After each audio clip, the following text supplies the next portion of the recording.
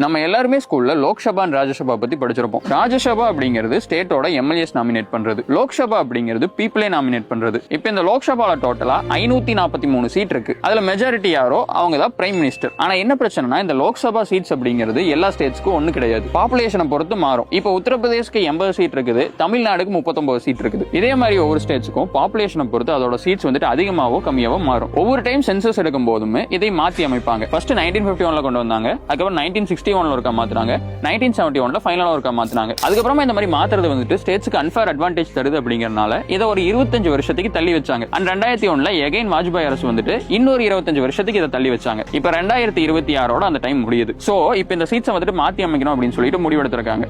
அதுதான் டீலிமிட்டேஷன். நார்மலா கேட்கும்போது இதுல என்னடா இருக்குது, இதுக்கு எதுக்கு இவ்வளவு பெரிய ப்ராப்ளம் பண்றாங்க அப்படின்னு உங்களுக்கு தோணலாம். சொல்றேன், இந்த டீலிமிட்டேஷன் அப்படிங்கிறது ரெண்டு வகையா பண்ணலாம். ஒன்னு, இப்ப இருக்கிற சீட்ஸ் கூட அதிக சீட்ஸ் ஆட் பண்ணலாம். அப்படி ஆட் பண்ணா இப்ப 543 சீட்ஸ் இருக்கிறது 846 இல்ல 845 சீட்ஸா உயரக்கு வாய்ப்பு இருக்குன்னு சொல்றாங்க. இப்ப 500 பேர் இருக்கும்போதே வந்துட்டு நிறைய பேரால பேச முடியல.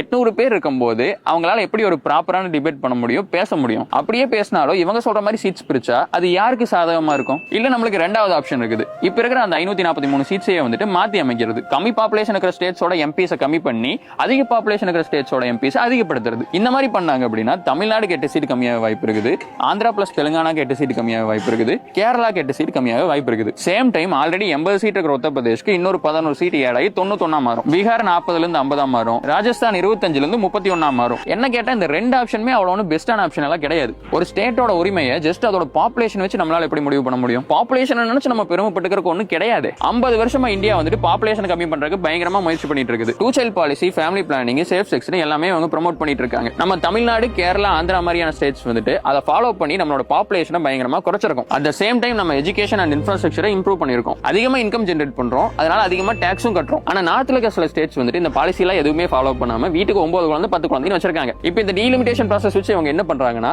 கரெக்டா ஃபாலோ பண்ணி இம்ப்ரூவ் ஆயிட்டு இருக்கிற நம்ம கிட்ட இருந்து சீட்ஸ் புடுங்கி அவங்க கிட்ட கொடுக்குறாங்க. ப்ராட் சஃபரிங் ஃப்ரம் சக்சஸ்ங்கிற மாதிரி இருக்கு ஃப்ரெண்ட்ஸ். இது யூஎஸ்ல நீங்க பாத்தீங்கன்னா 40 மில்லியன் பாப்புலேஷன் இருக்கிற கலிபோர்னியாலையும் சரி, 0.5 மில்லியன் பாப்புலேஷன் இருக்கிற வியோமிங்லயும் சரி, சேம் ரைட்ஸ் தான், சேம் 2 செனட்டர்ஸ் தான். ஆல்ரெடி வந்துட்டு இங்க சவுத் இந்தியாவுக்கு நிறைய பெனிஃபிட்ஸ் கிடைக்க மாட்டேது அப்படின்னு சொல்லி பேசிட்டு இருக்காங்க.